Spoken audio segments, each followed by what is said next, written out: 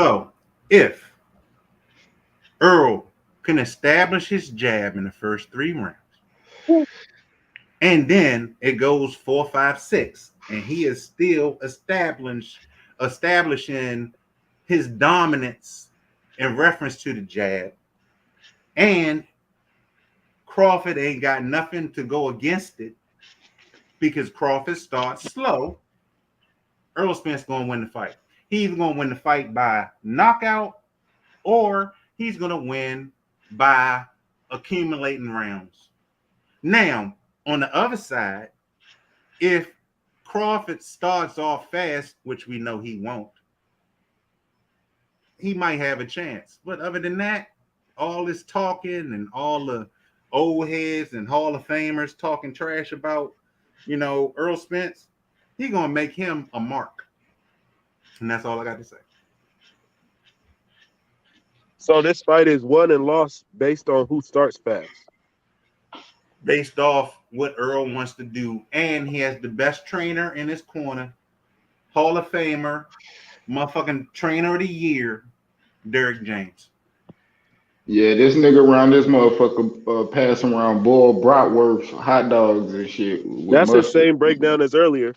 Yeah. Said 11th round. Yeah, so men lie, women lie. I didn't lie. I stayed the course, didn't I? I didn't lie, did I? Did I change my shit? No. Oh, come on, dude. Come on, man. This is the same breakdown from earlier, bro. Hey, that's his opinion. Hey, that's your opinion. Hey, that's his opinion. I ain't got shit to say about it. That's the same fucking thing. I didn't switch. Like y'all try to kick it like I walked away and I changed my theory. No, the shit is still the same. Yeah, so don't try and kick it like I changed some shit or I did that different. You did change something. I mean, nah, we ain't saying you just said that. She said I don't know what you changed. He could have changed something. Yeah, I'm just saying that it's hey, I'm a witness to that. They was talking about 55-45. I know for a fact. Yeah, she ain't say nothing about Crawford 55 and Spence 45. She never said that. Never. She never said that. Did say that earlier. She really didn't. I was there. I was here for all that. I'm the one that brought up the subject, and we all talked about it for a while. It was like 3 weeks ago.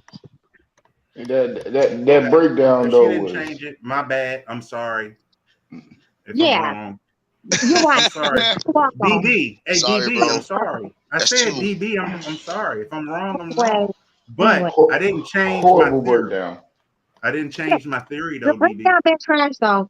Your breakdown been trash. You don't have no I'm point. sure you think it's trash, but I didn't change it. Hey, everybody put the trash emoji in the comments. That motherfucker. Against me? That's what y'all doing? That's what you gonna do, Q? Really? I'm just bullshit. I'm just put the weed down, nigga. Like, stop. Like, I'm about to light up right now. Like, you doing too much. Stop. I ain't go against you, Q. But nah, whatever. And I want all the smoke. Y'all went at my boy earlier. Y'all like shut him down. I was like, what the fuck? We shut you down too. No, you ain't shut me down, nigga. I had to come upstairs. We knocked you out all that. You woke up, came back on the panel. That nigga said he woke up and they put laptop to another. And they broke that. Oh my god, yo. Yeah, you ain't got that power, nigga. Stop. Unless you work for Verizon, shut the fuck up. Okay. So that's deep in that background, Smoke is laughing though. So Destiny knocked Smoke you on out. mute, he laughing. Unless you work for Verizon, get the fuck out of here. You ain't shutting off. I break you down, nigga. I break you down and knock you out. I ain't trying to fight nobody. I ain't trying to fight nobody. I'm a kind dude. I'm kind, happy dude. I ain't trying to beef with nobody. It's always y'all 6'5" niggas that got the most kindest heart and shit. Yeah, you get the hardest slap, nigga. Stop playing with it. Hey, hold up, JB. Where you from? You from Philly? We ain't doing all that. I'm an Eagles fan though. Don't get it twisted. Where you from? I got my ring. Where you from? I'm from the area.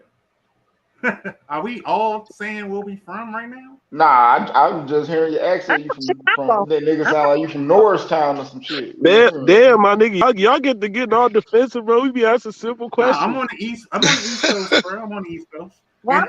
And I am actually an Eagles fan. Like I'm a diehard Eagle fan. I don't know shit about the Eagles. I said Philly. Is you from Philly? My Eagles got my ring. I'm good. You come from 2017, nigga. 2017. Yeah, this nigga from Philly. Bro, I'm not from Philly. Say less. You come from Baltimore or Virginia? God damn it, you trying to narrow that shit down, ain't you? Say choose. I said I'm from the city. I mean, so that should have told you. That should have told you right there. You say you're supposed to cook. That was a salad. Right. I'm from the city. Nigga, straight hot dogs. What city is around Baltimore, Philly, Maryland, and Virginia? Oh man. What you talking about, son? Baltimore is a whole city. It's a whole What city is next to Baltimore, Virginia, Maryland, and Philly? Virginia's a state. It's a state, not a city. You're welcome. Maryland and Baltimore. Shit, I don't know. I'm from Cali, nigga. I ain't trying to figure all that shit out. Bro. Last time I checked, it's called District of Columbia, nigga. He said, man, said that was a salad. Oh God. Yeah, like he said he's supposed to be cooking. He said he's supposed to be cooking, but that shit was a salad. Yeah, that shit had motherfucking ranch and all that shit. Niggas is not vegan in this bitch. Yeah, motherfuckers. Oh my god, yo. That's a new one right there. That's new. That's new right there. Oh, that's a new one. Side salad making that. But anyway, Earl about to beat y'all ass, and I love that y'all talking that shit. But I just want to know when y'all look when the fight. But listen, when the fight happens, Earl be I mine. want to fucking jail. I swear to God, I put this on everything. I'm gonna be on this chat looking for y'all. That's cap. I'm gonna be on my balcony looking for every. That's cap right there. You will not be here after that fight. Yeah. I will. We gonna try to find me. Serena Williams lost today in the first round. But I swear to God, and she one of my favorites. I bet you I'll be on this shit right after. Bro, this ain't no tennis. Hold on. Time out. You just said if Spence lose, Crawford's gonna be one of your. It's gonna be your favorite. No, I said he's gonna be the best. I didn't say. You say he's gonna be the best, and you say he'd be your favorite. He'll be the best and your favorite. Bruh, you the reason why you left in the first time because you knew you were selective. All you gotta do is backtrack the shit. We don't gotta backtrack. The same squad is in here. What heard you, bro? I've been drinking like you've been here the whole else. time. Fuck up, nigga. Nah, you've been drinking all by your damn self. Be honest with you, you should have shut up a long time ago. You've been capping the whole time. I will be on this. You a salad. The only drunk niggas on the panel is you and Smoke. I'll be on this channel 1 hour after whoever wins. That's the holics. And I'll put that on love ass niggas. We know, baby. We know you drunk in love, baby. We been know. I will put that on everything. I will be back on this channel. I'll put that on everything. An hour, no more than an hour and a half after the fight. We got it. We're gonna be drunk in love, baby. We got it. Oh, I'm gonna be twisted that night. Oh, no, you already drunk in love, baby. You already drunk in love with your baby. Your boo, fucking Spence. We been no baby. No, I'm a little focused right now. No, you drunk in love with Spence. We been no. You and fucking with the smoke. I mean, they love you. We know y'all love him. This is what happens if you don't pick Bud. This is what happens. Nah. Well, we finally know that you pick Spence. Are y'all even gonna watch the motherfucking after? Hey, Smoke. That's not even true. See, the way I see it is that look, man. Even when I was picking Spence, I picked Spence in the beginning. Y'all witness to this from day one. I picked Spence in the beginning of this whole thing. Now, one time I was saying that he is the best in the world. That he ain't hurtable. He don't got weaknesses. I described everything with Spence, and I did the same with Crawford. But my decision went with Crawford based on what I seen on film as well. That's how I made my decision. I looked at a lot of shit with Crawford, and I see a lot of different things he can do that Spence can't. So how did that contradict anything I said? You said what I said. It had nothing to do with you said. It had nothing to do with you said. I just heard that's not true from that. So I was waiting for something about what I said that wasn't true. You good. No, you good. So I just make sure. See, that's what I'm saying, Smoke. You so self-centered. You think what you better be saying. It don't matter. He literally said that's not true after I spoke. So I was waiting for him to. I was waiting to hear what wasn't true. Turns out it was just a throwaway comment. That's what. I'm not quite sure. Man, you got a lot of mic drops, man. Enjoy yourself, man. Have a good time, bro. Have a good time. Like I said, man, they're thin-skinned, hostile, and ready to sling mud. These are the no, Smoke. No, Smoke. All I was the other guy. I was talking to him before you said something. I was saying he was saying that Spence is his favorite fighter, but we asked a question earlier: if Crawford beats him, who's going to be your favorite fighter then? Is it still going to be Spence? He said no. Crawford will be the best. I'll love Crawford. I like Crawford more. No, I heard him. I heard him. I had the show on the radio. He's still denying, but he's still denying that he said that at all. Hey, that nigga boxing. He's spitting nothing. I'm sorry, Smoke. He's spitting salad. Well, he said he's not cooking Bud is anything. number one. If Errol beat him, then who would be number one in your mind? I didn't hear anybody answer that question. No one answered. That seemed pretty reasonable question. If Bud is number one and Errol beats him, why wouldn't Errol be the number one guy? He said if Crawford wins, Smith. He said Spence was his favorite fighter in boxing. Smoke in boxing. Period. He loves Spence. Spence is his guy. Out of all the boxers in the world, he said Spence is his favorite. He said, "Yeah, no, I heard that. I heard that." And then he makes me say Spence lose. Crawford is the best fighter in the world and his favorite. He took Spence out of the whole equation. It sounds like what you're interpreting is different than what he meant, because he went right to the pound for pound right after that. He's talking about pound for pound shit. That's what it sounded like. That's what it seemed like to me. No, niggas weren't talking about no pound for pound. It wasn't pound for pound at first. Pound for pound. What are you talking about? No, it wasn't. He said that Bud because Bud is just like, because Errol is just going to be this, that, and that thing. There's witnesses in this room right now. Yo, he was not talking about pound for pound at all. He didn't say shit about that. He said that Bud would be his favorite, and I said I don't have a favorite. I just think that Bud is the best. I would say that if Spence won, he would be the best. And that's how we got on the subject of pound for pound. The man said that Bud would be his favorite fighter. And I said the man is a fan of fighters. I mean, I can be a fan of Bud's my if Bud loses, like I think he's gonna lose, he's still gonna be my favorite fighter. It's not whether or not you would just say that Spence is the best, right? Man fan ass nigga. Terence Crawford is not the best fighter no more. If Bud loses, he's not the best fighter no more. Of course, I still like what Bud did. Like what got the way Bud moved in his career. Like I think he's had an excellent career. He's still gonna be my favorite. Like Nonito Donaire just fucking got knocked out. Still like my second, third favorite fucking fighter. That shit. Right. We don't have an issue with that. Where we were getting on him is because he said that his favorite fighter would change to whoever would win. And that's what we were saying. Well, y'all got that nigga Errol Spence all the way fucked up. Y'all don't know about that man. Y'all don't understand. Understand what don't we understand? Break it down to us. Break it down to us. Into an ass whooping. You know what I'm saying? Tell us how. I already told you multiple times. He's gonna dominate him with the jab first off. He's going to dominate him. He's going to control the distance. How is he going to dominate with the jab when he barely lands it? This is breakdown of the fight. The jab is not about landing. That's what you don't understand about boxing. Line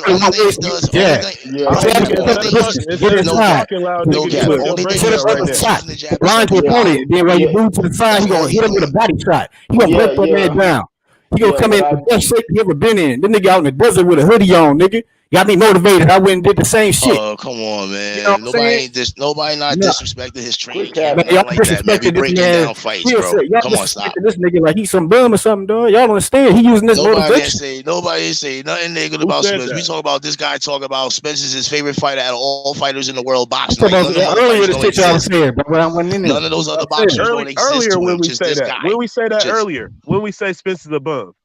Y'all talking about him like he bum, dog. Y'all talking about we not. We talking to this specific. We talking to this right that says that Spence is his favorite fighter, but if he loses, he's not no more. How and when did we say that shit? And pound for pound ain't had all the shit y'all saying. Y'all say he can't. He only fight one way. He don't land no punch. He don't land all his punches. He throw a bunch of punches, but don't land none. Y'all saying he don't land them all. That's retarded though, because you mad because he's pointing out the facts.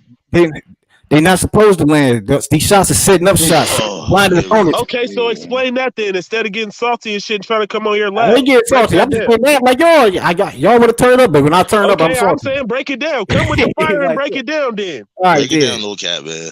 This is exactly how the shit gonna go. Just like I predicted the Devin Haney fight, it's exactly how this shit gonna go. Because I done seen enough from both of these niggas. Spencer's gonna fucking jab this man to death.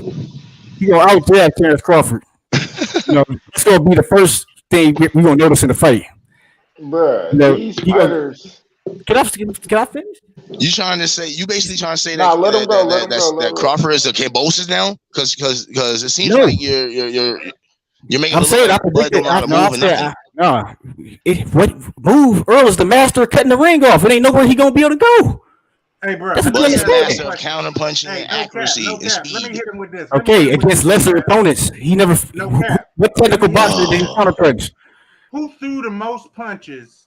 Nah, Jay, he just got here, bro. Let No Cap get off for a minute, bro. No, he getting off. I'm gonna let him cook. But I'm gonna add something to the cooking. Who threw the most punches between Porter and Spence? Nigga. This shit is irrelevant. We already done bodied that shit, bro. Let No Cap get off. On me, Kush body y'all that lied. shit. Y'all lied Kush body that shit. Just like I said earlier, Sean Porter was Earl imaginary Spence. scorecard, nigga. How did we lie? You the Sean only Porter, nigga up here lying. Next. Earl Spence threw more punches than Sean Next. Porter in that fight. Nigga, you the only a nigga up here lying. Next. Bro, look it up. Nigga, Styles big face. Sean Porter is tailor made for Crawford. I always knew Crawford to beat him. That ain't you can't do the XYZ shit with this shit. Earl is the worst matchup for Crawford because that man is extreme patience and defensive responsibility. He not gonna fall into them traps because he leave his opponents with the least. He take away. He give him the least option. He'll take the lesser blow, or he never get hit with a kill shot. You know what I'm saying? Big and better. So he'd never be out of position to where he could get rocked with a counter like that. Earl is bigger and better, bro. Keep cooking, No Cap. So he gonna be punishing him with the jab. That's how he's gonna close the distance. No, you ain't gonna be punishing him with the jab if you were just saying he ain't gonna land it, bro. No, I'm saying sometimes you don't land the jab. See, y'all try to twist. Can I finish? Sometimes you don't use the jab to land. Sometimes you use it to blind the opponent, and that's how you get closer to him. Right. This is boxing 101. So it's like this. He got a better jab than Crawford because he uses it in more ways than Crawford uses his jab. He got an incredible jab because he uses it to disguise his combinations and to close distance, and that's how he established his body attack in the first place is through the jab with the combination, the jab and the rear hook and the lead hook. You know what I'm saying? He gonna be fucking Crawford up with that one for sure. And Crawford had Crawford two clear punches and still couldn't do nothing with that nigga. You say what? Hey, No Cap. No, much respect to you, my nigga. You got up here with some real shit right now on everything. Oh, I didn't. What you saying? Nah, you ain't no clown like Jay. You got up here with some real shit. I'm just saying, though. Spence is the truth. I mean, Bud is the truth. But I think he can finally get a nigga. He bite enough more than he could chew for the first time, and that's just everybody got their guy that could beat him. Hey, no cap, no cap. You know what I mean? Yeah, you made some good points, bro. You did make some good points. I'm being serious. Like I think whatever. Y'all some hate niggas. Well, I just think he the first person that could get up here and articulate his shit, bro. Straight up. I didn't. No. let my nigga D talk his shit, man. Yeah, I think for Spence, the advantages he gonna have if Bud get to the corner, he definitely got to go for the attack. But I think the problem is, I think those half steps and those angles, Spence gonna get caught with one of them right hands, bro. And I'm just like I say, I got this shit. He gonna get caught, and Spence is like the old time fighter. He pulled back, like he don't really get hit flush at all. You know what I'm saying? He pulled back. Get hit. No cap. Bird get hit flush. Bird get hit flush. Nah, hold up. No cap. Tell them about Derrick James. No, let shit. Yeah, nah. Okay, yeah, no cap. You right. He do pull back. He do. But Spence does come forward, bro. He got to bring the fight to Crawford. He can't sit out there. He don't come forward like a damn Margarito. He come forward behind it. He come behind the jab, nigga, and the strong ass jab. Okay, I feel you, and that's right. That's right. That nigga like Castillo. And he got good feet. He got the see. The thing is, Crawford. He do got Crawford. The only way Crawford can win is he got to be the aggressor. Nah, he got to attack Errol Spence. He got to put pressure on Spence and land a lot of punches on him. That's the only way he could beat him. He got to figure out. He got to close the distance. He got to control the range where he can fire off his shots. But that ain't gonna happen because y'all gotta understand this, and y'all can go back and watch the little fights and shit like that too, bro. You never see that nigga Bud on the ropes, bro. Go back and show me, tell me, no, no, hold up. Go back, show me, tell me when you ever seen a motherfucker get him on the ropes. That's controlling the ring. Hold up. Hey, no cap. Hold on, no cap. Hold up. That's being able to control the ring and know where you're at all against times. guys who can't cut the ring off. Yeah. It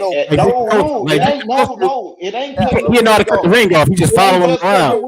It ain't just cutting the ring off because he'll walk you forward. He know where he at. He'll grab you, move you around.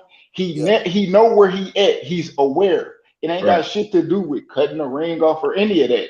Because if you put him somewhere he don't want to be, he's going to do something to get out of that way. He don't get caught on the ropes. You know what I mean? And so just against who though? Against who? When did he fight a pressure dude? When did he fought a guy that could pressure him? Fam, let the nigga talk, bro. Hold on. Go ahead, Q. And it's just like, bro, when you get in the ring with him and you think you just like you saying, oh, he doing this to cut off the distance. Bro, if you trying to bring offense throwing the jab to find your distance when the person you fighting is using that, he using that to find his range. And also, he always aware of where he at in the ring. Spence is not always aware of where he at in the ring. He's aware when he's there, like, damn, I'm in the corner. And then he'll do something. But you talking about Bud who already thinking about that steps before, like, okay, I'm going this way. Let me move to the left. Let me move to the right. And don't let it, you talking about a person that fight with no rhythm. You know what I mean? Spence fight with a rhythm. Yeah. Spence always coming in a certain way, like you talking about with his jab. That's a rhythm.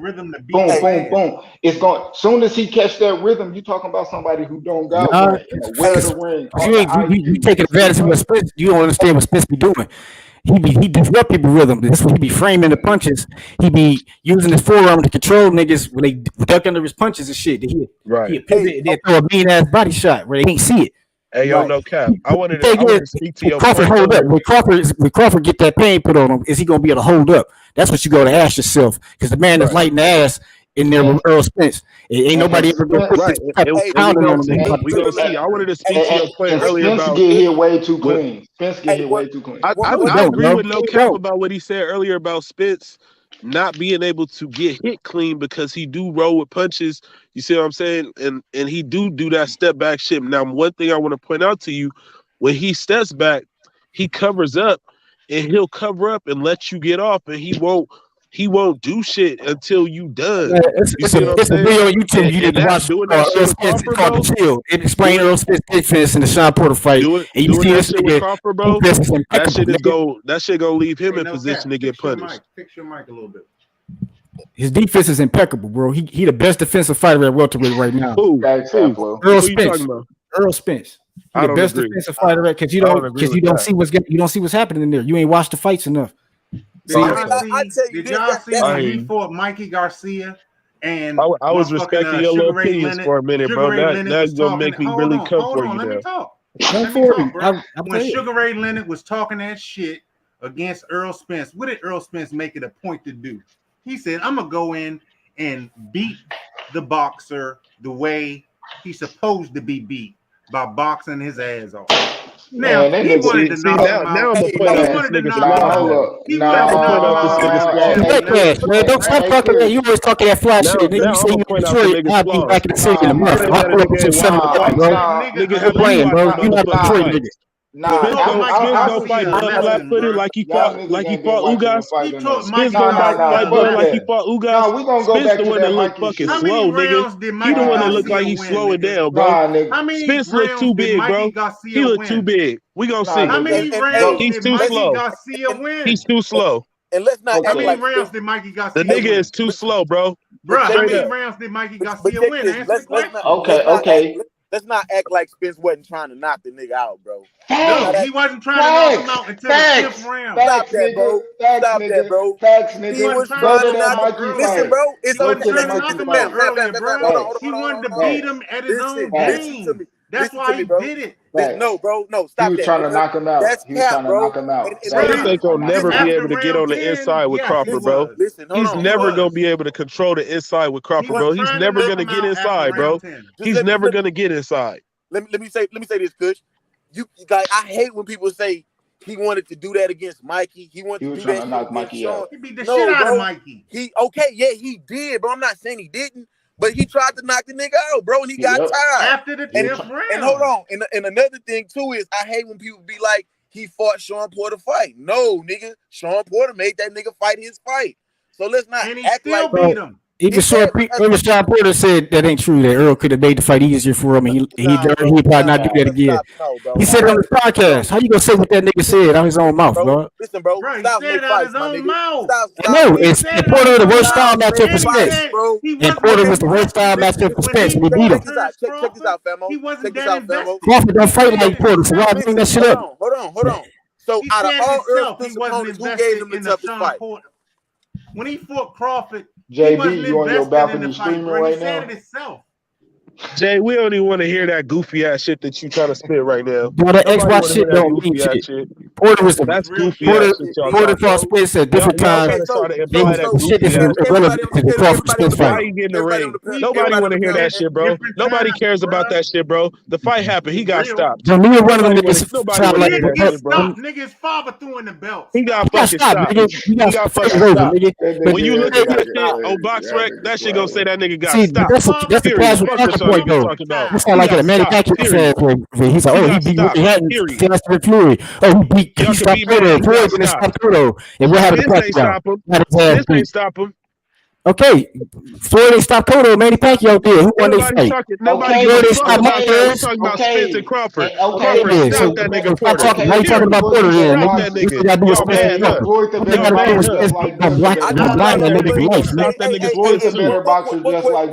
when that nigga Bud got one eye, dog, come in this chat and give me my props. When that nigga Bud leave that ring with one eye closed, nigga, come call me master, nigga. Call me show enough, nigga. He needed my thing is, why y'all Spence fans get so fucking emotional when niggas? Y'all got emotional. I'm messing y'all energy. Yo. I ain't no fan. That's why you got me fucked up. You the fan. I'm just wide awake.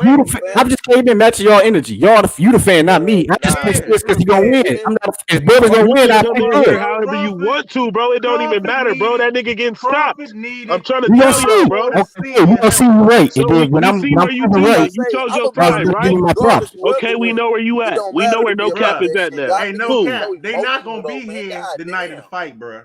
B100. No cap. I respect your opinion if the nigga you think the nigga gonna be gone. They're gonna be like, oh, this. We just talking shit. We making our point. Y'all niggas is in here turned up. Y'all got me turned up. They not gonna be here that night, bro. We ain't gonna hear from none of these folks. Smoke might be here. I think Smoke gonna be here, but Smoke gonna be like, yeah, I saw what you were saying. Well, where your ass been I'm thinking my breakdown. Where your ass been all these nights that we've been on here during the fight? Where your ass been at? Breakdown for 5 years. I ain't never seen you on here. Where your ass been at then? Because we've been here every night. Smoke, do I be here? Yeah. No. But that sounds like some clown ass shit. I ain't never seen you on this panel when it's a fight, calling a fight or nothing. You ain't never seen me. You know, I like to see that. For me, man, I'm not quite sure if it's here, but I know that we chopped it up before. Smoke seen me, bro. Don't do that. Nigga, we talking about on this channel every Saturday night when it's a fucking fight. I'm not here. I'll be here all day, bro, and I ain't never seen you. So don't try to act like you gonna be here, nigga. We regular. Smoke has seen me. Smoke. Yeah, sound silly talking about we ain't gonna be here. Yeah, but nigga, you sound crazy. No, I said you ain't gonna be here that night. But for real though, Bud got me shook. Bud can win the fight, nigga. I ain't gonna lie. Bud can win the fight with one punch to change the fight. Night of the fight. And that's why it's a 50-50 fight. But I'm still rolling with Spence. For all the points. Let me ask you, and no cap. It's not a 50-50 fight, but who should get the lion's share?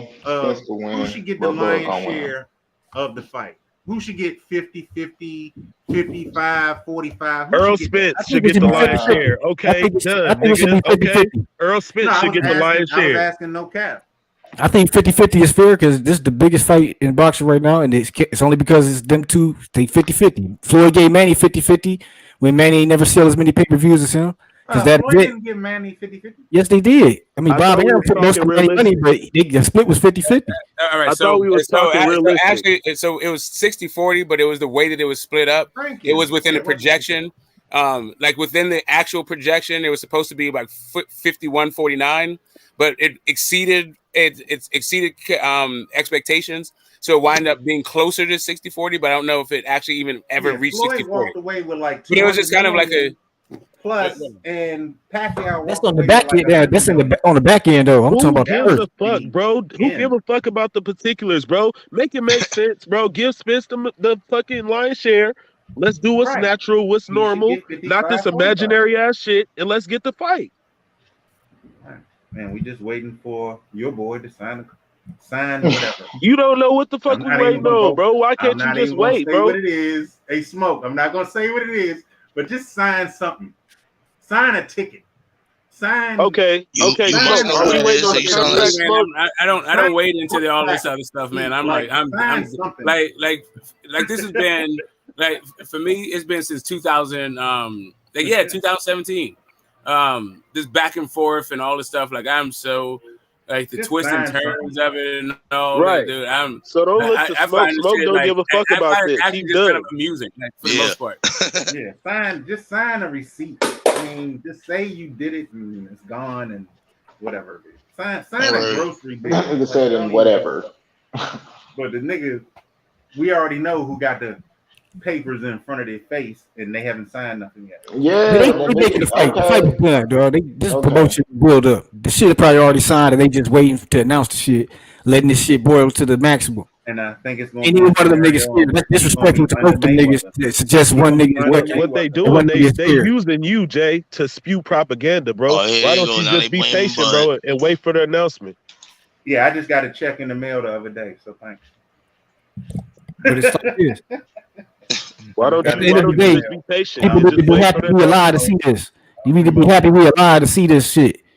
You know what I'm saying? I didn't see no Leonard and Hearns and shit. I couldn't go to no Leonard Hearns and see that shit. I couldn't see no motherfucking Tyson and motherfucking Holyfield and shit. You know what I'm saying? Man, I ain't putting this shit on no Leonard. Did y'all see Tyson Holyfield? This shit about to be better than Leonard and Hearns, nigga. This about to be the best fight we've ever seen, nigga. I guarantee it. Tyson versus it's about to be the best fight we've ever seen, nigga. I don't know about all that, bro. I already know it is. Because I know who getting in the ring, nigga. I know these niggas. These niggas got the will to win. Both these niggas got the will to win. Yeah, these niggas got the way to win. The one man is stronger in the mind, and that's Errol Spence, the truth, nigga. And we gonna see that shit. Hey, Smoke. Here we go. Emmanuel Stewart was beating the fuck out of motherfucking Lennox Lewis in the corner. He was beating his ass. He was punching him. He was like, "Nigga, what the fuck are you doing?" Who'd you say was beating Lennox Lewis in the corner? I said Emmanuel Stewart was. Oh, Emmanuel Stewart. Oh yeah. Out of Lennox Lewis in the corner. He's like, "What the fuck are you doing? Get this nigga out of here." Yeah, Emmanuel Stewart didn't like you to play with your food at all. Yeah, Emmanuel Stewart was a monster, bro. That's why his nephew looked like the corniest nigga ever. Well, I mean, he is in the corner of the heavyweight champion of the world that all of a sudden went from boring to like almost must-see TV. With steroids in one hand and a boxing glove in the other. Yeah. If that's steroids, then good God, my man's back is jiggling.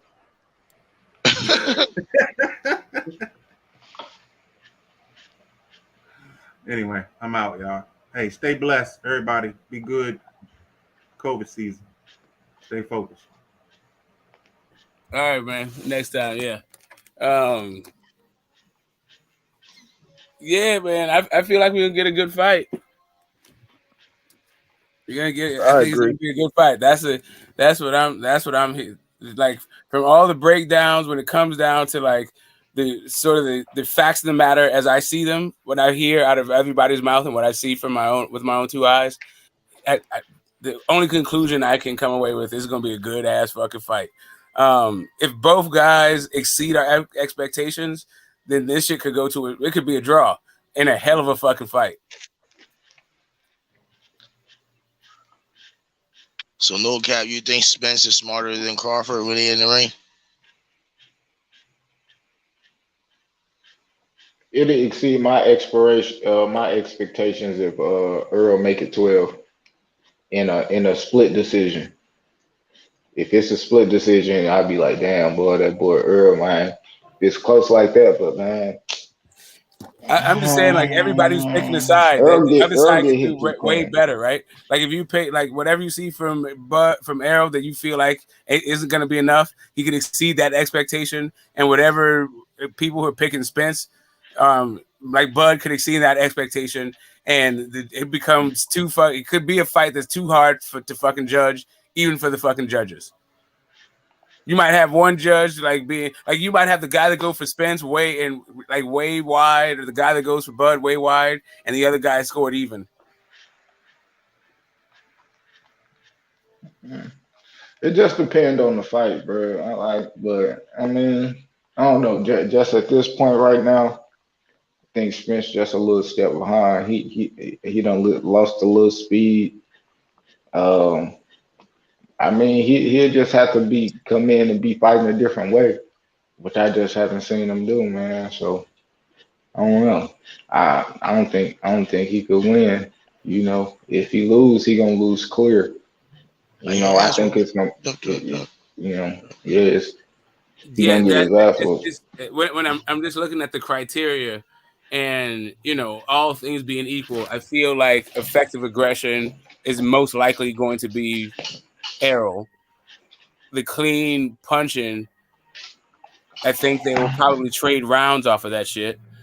The ring general, I think they'll trade rounds off of that shit. And defense, I think they'll trade rounds off of that shit.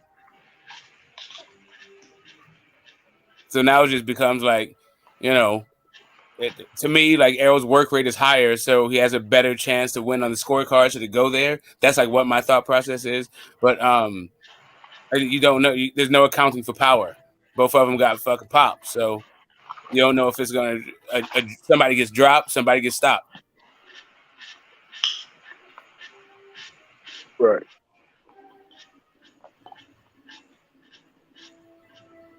Like their styles match like really fucking perfectly. I think because both guys can kind of do a contrasting style. What I feel like if it's just a boxing match, then Bud's gonna fucking beat the fuck out of this dude over 12 rounds. Like if it's only just a boxing match. But if he turns it into if he brawls the boxer, which I expect him to do, then we may get some a bunch of swing rounds. Man. Well, I can't disagree with that. Yeah, I think Bud can do everything Earl can do better. The best shit Earl, I think the best shit Earl got, but he don't got it. He really don't do it like that. I think that's just is just throwing a whole bunch of punches, but that's not his style. You know what I mean? That's the only thing I think Bud can't do is just go out there and just be throwing a lot of fucking punches and shit. Like, I think he plays his shit way more accurate. He's But fast, man. any other thing that Earl do, like, I think he better at it. Like, you know what I mean? Like inside and all that shit. It's not like it's not, to me. It's not really so much of a skill for skill thing. It's like a contrasting styles thing, right? It's like Teofimo versus Loma. Like I keep bringing up, it's just kind of like there's not necessarily that it's a skill for skill way to look at it, because then you just pick Loma. It's whether or not you have the attributes to actually beat the guy who is the more skilled fighter. Yeah, that makes sense. I don't know why. Oh shit, man. Where did I get my fucking checkbook out, man? But you fell asleep over there, bro.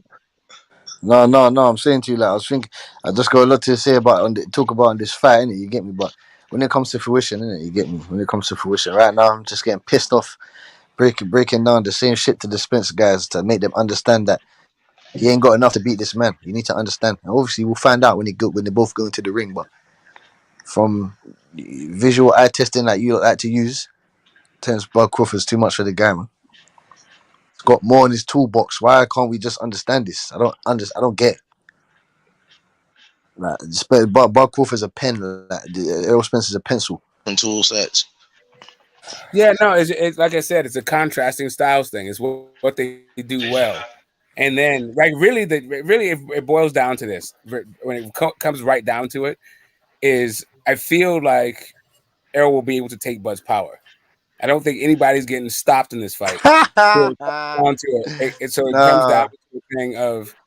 it comes down to a thing of the work rate. But I can see I can see the fight playing out in a bunch of different kind of ways. When it comes down to whether or not that's the determination I'm making. But that's that's a flip a coin thing, right? Like either he can take his power or he can't. My prediction is based on him being able to take his power, right? Why do you think? Wait, hold on, it's small. There's one last thing, I think a lot of people's prediction is based on him not being able to take Bud's power. And that's cool. Exactly. That's where exactly. And Bud's gonna land 2 or 3 punches out of he ain't taking them shots. The exchange. He ain't taking. Listen, hey, small. Why do you think Errol Spence confirmed them shots? He's not firming them shots that Terence Crawford's gonna hit him. I know this. I'm telling you, I don't he's think gonna hit your him with position something. is unreasonable. He's not gonna. His jaw's I don't think your position is gonna be weak for a sec. Listen, his jaw's gonna be not tense for a sec, and then Terence Crawford's gonna hit him with something so mad. So hard. Bro, listen, I got it. I guess people have imagined and dreamed up all kinds of ways that it's going to happen, and I've heard them articulate this whole thing. I get it. I don't know. I hear you. You think that Bob Crawford's not going to hurt him? Bro, I got it, bro. I understand that you're certain about the outcome. What I'm telling you is I don't think it's unreasonable for you to think what you're thinking. I also don't think it's unreasonable for me to be thinking what I'm thinking because I've never seen Errol fucking Spence get stopped. Right. Period. Right. I'm listening, Smoke, and I hear you. And the only reason that I would go against what you're saying is because I actually believe that neither one of them could stand there and just take either one of them's power. I believe that Spence has the power that'll fucking break you. You see what I'm saying? And I also believe that Terence Crawford has that type of power that'll fucking concuss you. You see what I'm saying? That shit that'll end your career. You see what I'm saying? Leave you in a state where, you see what I'm saying, you're not okay to ever fight again. If he's actually able to hold up to that one punch power of Bud, that's not what I think would stop Errol Spence. What I think would get Errol Spence stopped in the fight would be Bud concussing him and having him in a place where he's not aware where he's at in the ring, and then knocking him out. That's how I see Errol Spence getting stopped if he is to get stopped in the fight. Yeah, and that's what I'm saying. It's kind of that's my determination, and that's why I'm not mad at it. It's just kind of like there's for me, it's just kind of like I don't know that Bud will be the hardest puncher that he's faced, but he is a craftier puncher. He's the craftiest puncher he'll face, and probably maybe the sharpest guy, if that makes fucking sense. But yeah, Danny can crack a little bit. But the dude, to me, he came up fighting the Charlo brothers, who I think can crack pretty motherfucking hard. So I don't know. It's just hard for me to just go to a place where like he's gonna do where Bud's gonna be able to do what he's done to everybody else, when I think Spence is so much better than everybody else that he's fought. I think no matter what name you say, Jeff Horn, all the way through Porter, I think Spence is better than those fucking dudes. Whether or not he fought him and proved it, or didn't fight it and prove it. I just, I think he's better than those guys. So it's just kind of like I don't. If Bud is able to turn Spence into just another victim, then cool. I see how he could do it. I see how there's like holes. It's not like Spence is some defensive fucking wizard out there, and it's not like Bud is not an accurate puncher who has a correct, excellent shot selection, right? So it's just kind of like I said, it's just about I think he'll be able to take the shots. Right. And I understand your position, and that's what makes what Crawford would be able to do if you were able to accomplish that. That's what makes it great. So I understand your position 100%. Because you're right. He is much better than every opponent that Crawford ever faced.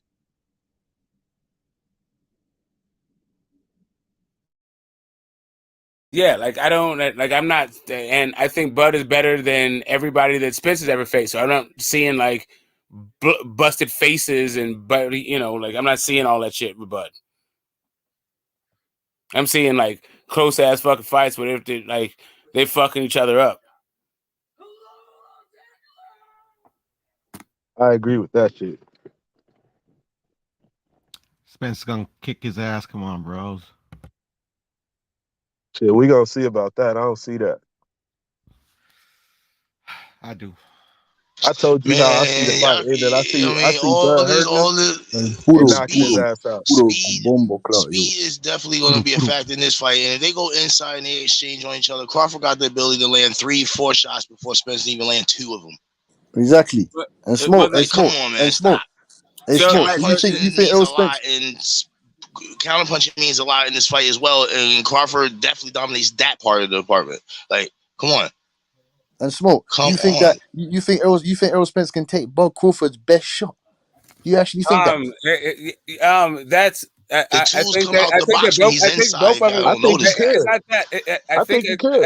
think they both can take each other's best shot. That's Victor why I'm saying going to the fucking cards. I'm saying Victor to you, when I think Spence could, but that don't mean that he ain't gonna get his ass beat though. That's not 147. Hey, Kush, that's not 147 pound Crawford though. This 1 pound 47 Crawford. Once he smells blood, Spence is much stronger, and that's why I feel like he could possibly hold up to that punch. But then I think that's when we're gonna get the fight that we really want to see. That's what I want to find out. I want to find out if Spence could break Bud down. I want to see that. But once he hurts Errol Spence, this is what I'm saying to you. Once he hurts Errol Spence, which I know he will, he's gonna jump on him like a fucking raccoon. He's gonna jump on him like a fucking like a piranha. That's when the toolbox comes out. He's gonna eat him up. That's what I'm saying to you. He's gonna eat him up. He's gonna He's not gonna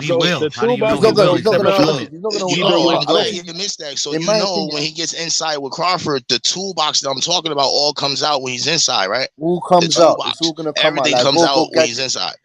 We all know that toolbox is gonna come out regardless of whatever happens. Bud is he's gonna go into his toolbox, and then we get to see the fight that we want to see. We get to see facts.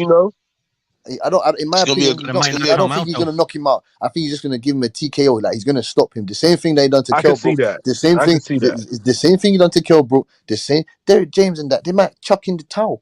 That's why they're gonna smash him hard. I'm telling you, I can't see it. Now you just made Errol Spence, Kell Brook. See, here's the thing. You UK guys always like give your tail. You always give your tail, bro. No. I didn't say that. No, you literally just said he's gonna turn him into Kell Brook. I didn't say turn him into Kell Brook. I said I can see him. I can see it being the same as Kell Brook, as in right, exactly. Exactly. Yeah, I didn't say that. I didn't say gonna turn him into Kell Brook. Errol Spence with Kell fucking Brook. I get it. He's your countryman. But your countryman got his fucking ass beat the fuck up. You're smoking. And that's what I'm saying. Something he's never shown before. You're smoking on that real Oakland today. You're smoking on that real Oakland today. Just because your guy got beat up, don't mean that the guy that beat your guy up, right? Like I guess they both beat your guy up. Really, they both did, right? So it's kind of like I guess there's nowhere really to go with this one. Yeah, we came up to your soul. Like, we came up to your soul. I think Errol Spence, while he is big like Kell Brook, is better than Kell Brook. Has a better chin than Kell Brook. How can you see something he's never shown, bro? If Errol Spence gets stopped like Kell Brook or Sean Porter, and I'm at that fight and I spend all this money and shit, bro, I'm gonna be pissed the fuck off. That's not the fight that I want to see, bro. I'm being real with you. Don't be surprised. Never faced an Errol Spence, so I mean, like, right, can we just right. And I agree with you, Puro and Smoke. Like, I don't even want to fucking see that fight, bro. Don't I want to see a good fight, boy. Don't be surprised, boy. Don't be surprised. I wouldn't be, but I'll be like, damn, bro. Like, he ain't even hold up to the punch. He's gonna fucking I want eat to him. see somebody hold up to that motherfucking punch, bro. Once he smells blood, he's gonna fucking eat him. That's what I'm saying to you. You know, piranha, they eat that and train like 2 seconds. That's what he's gonna do. We gotta keep it a buck though. This is Bud's first elite welterweight that he's faced. All that's water under the bridge, OG. So that's same as Errol Spence. We just want to see this shit. If he's the best, that's why we want to see it, OG. For real. We're gonna see the bet. We're gonna see the fight. I'm telling you, man, it's a foregone conclusion. I already know what's gonna happen. I'm just saying. I'm just breaking down the fight. I mean, I love Bud, man. He's a top pound for pound tied with Canelo. You know, so everybody's picking him. I mean, even Canelo's picking him. Fucking everybody they asked at the Hall of Fame is picking him because they can't deny his skill. You just said Canelo and Bud. You picking him, Pudo? I'm sorry. Are you picking him? Yeah, Bud? No. It's too funny, you know. Yeah, well, I got to go with the best welterweight in the division, bro. I got to go with the style that's giving Bud problems. So you're putting your money. Go with the guy that like has more experience at the weight. Okay, what style? So do you want to put your money in the TBC? With the guy that goes to the body. Problems the best at that division, the best jab in the division. I mean, it's just? Oh, go ahead. Does a style gives Bud problems in the previous past when this is the only style Bud's going to actually face? That's Spence. Nobody else don't have a style like Spence. The who jab, else had a style has given like Spence? Errol Spence a lot of problems in the past. You said Bud is not good against styles like Spence. Who did Bud fight that has a style like Spence? Not exactly the style like Spence, but excellent jab. So yeah, I mean, maybe I worded that one wrong, but I mean, he has shit. Oh, I guess I try to word it like kind of the way I like to word it. Well, he has the tools that gives traditionally has given Spence Bud problems. All right, name one tool set that gives Bud problems besides the jab. A strong jab. That's not Bud's weakness. Yes, it is. No, it's not. Yes, it is. No, it's not. Okay. All right. Well, I mean, we can go. Yes, it is. No, it's not. Yes, it is. No, it's not. I mean, all right, day, I'll tell you. I mean, I'll tell you. Like, give me a reason why it's not. Both have more than one weakness, by the way. Well, I already know the weakness of Bud. I already know the weak of Bud. It ain't body shots either. I don't think it's gonna be the same. Everybody gets hit with jabs. He's never taken body shot. He's never taken a consistent body attack like Errol Spence has. So how can you ascertain? And how can you never took a Bud body shot? And we got to find out. We got to find out if that is a weakness, Piro. We don't know. How is that irrelevant? How is that irrelevant? That makes zero sense. Relevant. Because none of them never got hit with each other's body shots. So we don't know. That's irrelevant. To me, two weaknesses of Bud are one, his desire to mix it up, his willingness to bang, like that's his nature. His nature to bang. That's one thing. The other thing, well, we just saw what happened to Nonito with his nature to bang, right? I understand that, but what's the punch that makes you? I don't understand. Let me finish. Let Smoke get off. I want to hear it. The other thing is he throws fucking wide and looping shots. So those are his two weaknesses. Is that so? That's going to cause him to lose against. Is that the reasons why? That's the reasons why. So Smoke. No. I'm saying those are two other weaknesses. Smoke. So is that the reason why he's going to lose? He throws looping shots. No. And you're saying that he likes to mix it up. The reason why I think he's going to lose. The reason why I think he's going to lose is I think that Spence will be able to take his power, and I think Spence will be able to outwork him, and the reason why I think he's going to be able to outwork him is because of those looping shots, right? The way he's going to be able to outpoint him is not because he lands more punches. He'll just throw more punches. But the reason why he'll be able to land at a rate enough to win the rounds is because of those looping shots of fucking Crawford. Those are good points, Smoke. I don't see it like that. I see that Earl is just going to probably mental pressure on Crawford. He's not going to be. The only way Crawford can win is if Crawford has been shot in his head, fam. That's enough mental pressure there, right there. He's had enough. He's talking about punches. He don't telegraph his punches. I agree with that. He did against Lucas. He punches in Lucas fight. The two guys. He wasn't that accurate in the beginning of the fight. His shots are way straight. He throws way more straight shots. I agree with that. The best punch that makes I still haven't heard the weakest punch that Bud gets hit with. That's the weakest of him. He throws these looping shots, but he's got the more accurate. He's the better accurate puncher though, and he's. I don't get. No, he's definitely accurate. But both of them are accurate. Both of them have clean work. Like they both have clean work. That's what I'm saying. No. I think both of them are going to switch rounds. Smoke. Bob Crawford is way more accurate than Errol Spence. That's because he doesn't throw as many punches. It's like saying you shoot 10 basketball shots and then Kobe shoot 50. You're gonna be more accurate than Kobe, but he scored more points.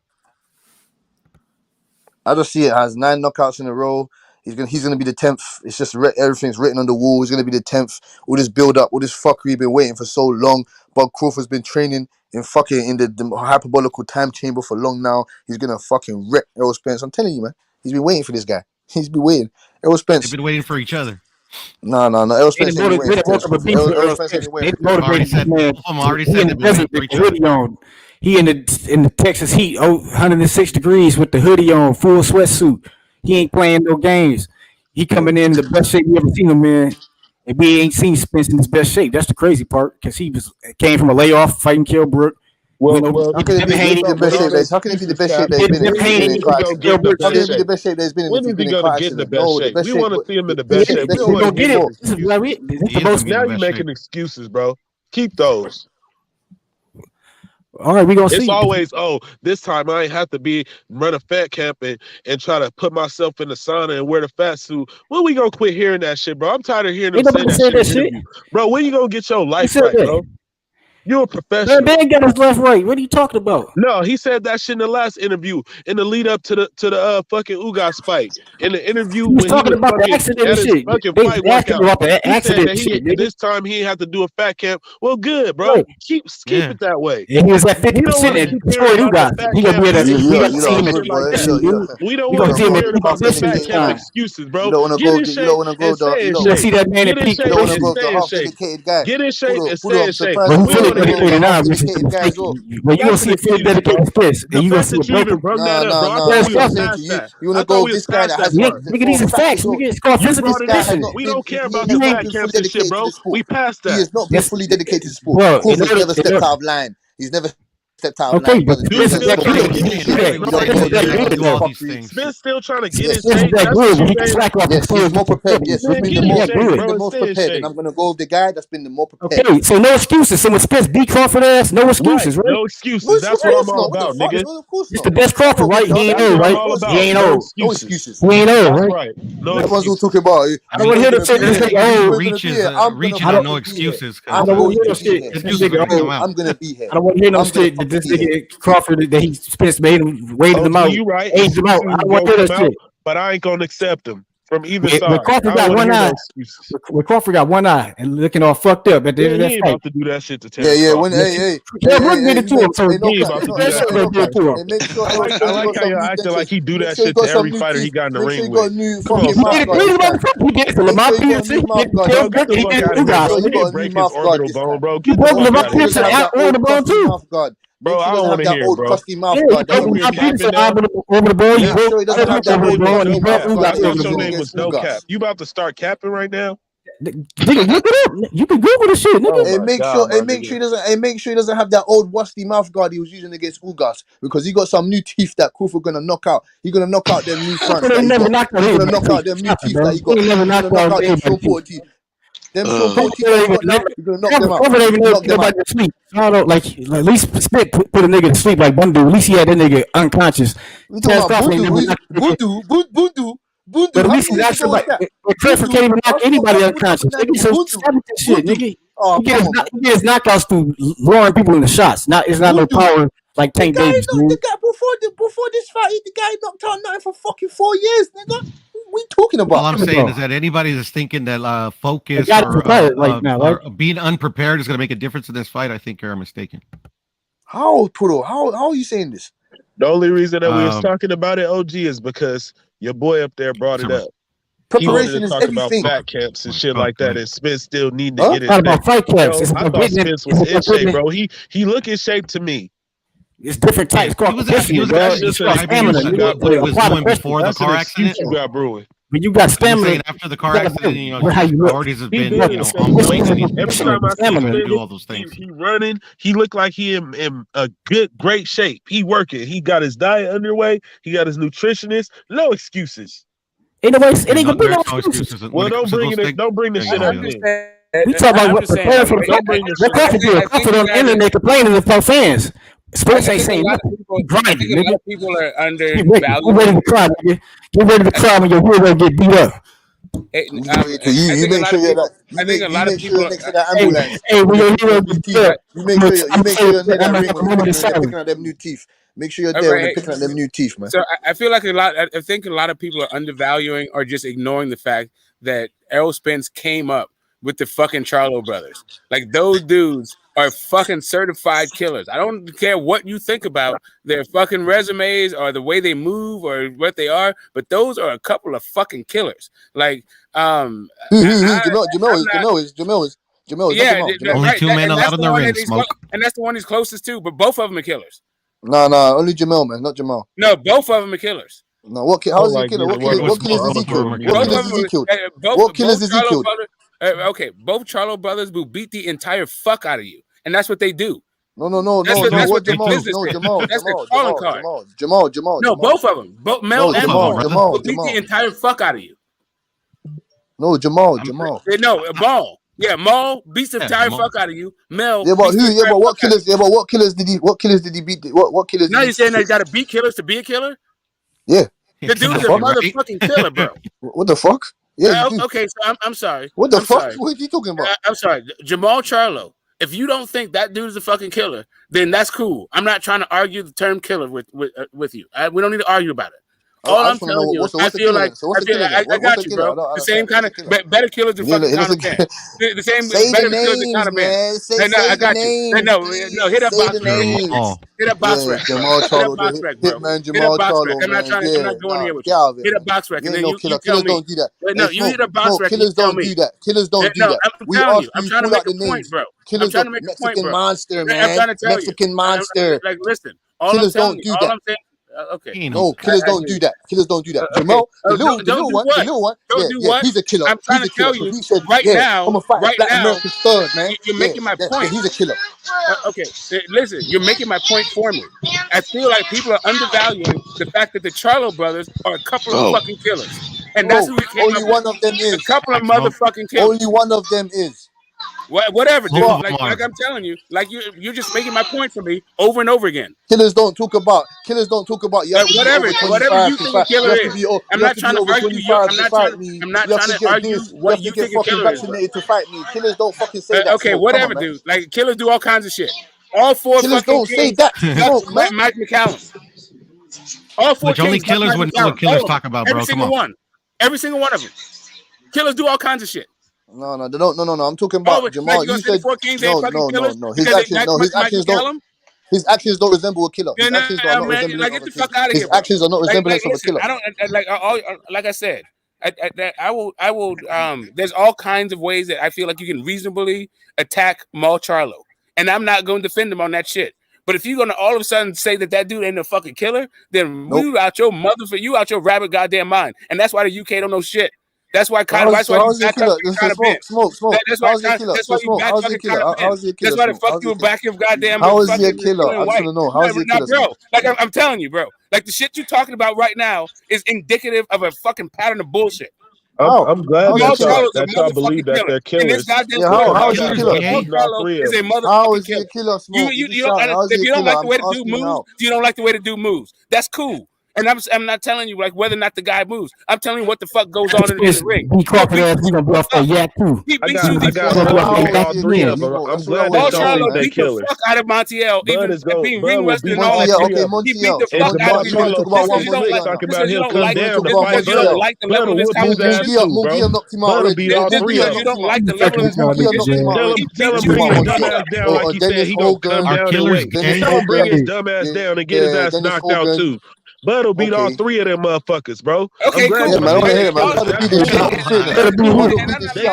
they'll all get their ass smoked up in here. You know what? Bud is a fucking killer. Yo, Bud is a killer. What the fuck are you talking about? Yeah, Bud don't move like Jamal Charlo. Bud is a fucking killer. Pure bad fucking killer. Just go tell Mona to bring down like he said. And get his ass whacked too, bro. Tell him get his ass smoked too. What killers you in there with except for J-Rock? Since you want to talk slick in the interview, tell him move down and get his ass smoked too. Let's not kill him.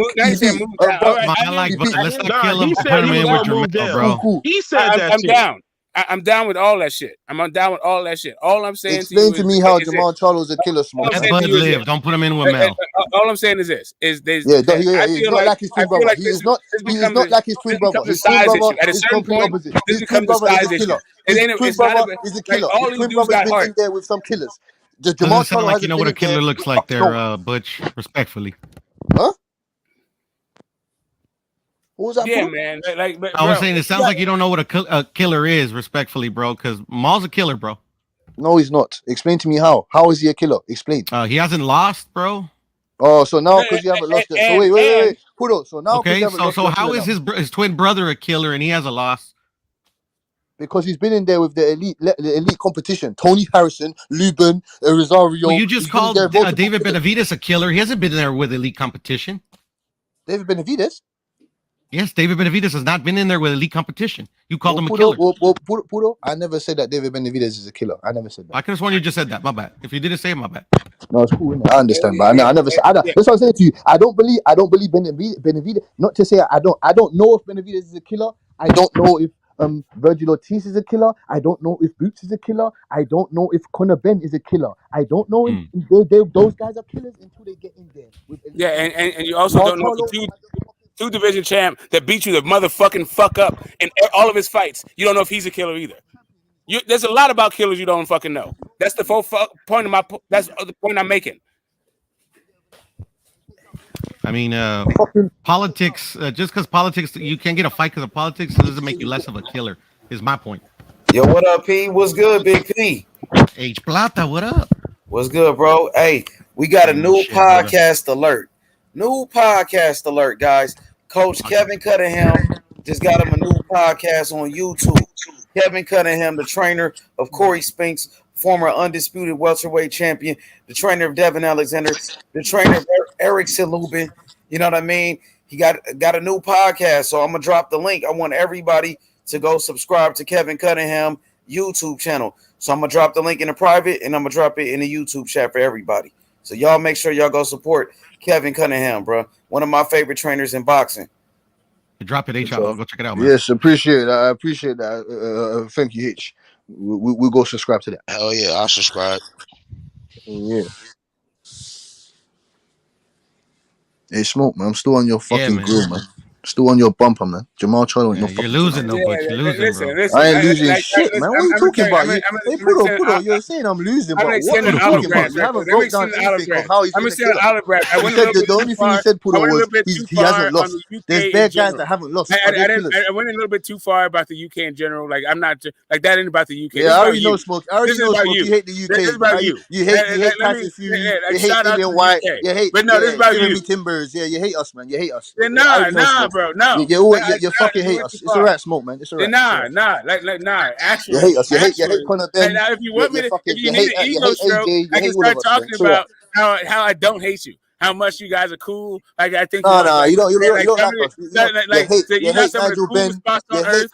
Some of my fondest memories on life happened in fucking England and in the UK. Joe I can talk about all this stuff. I can talk about UK boxers. I can do all that shit. Like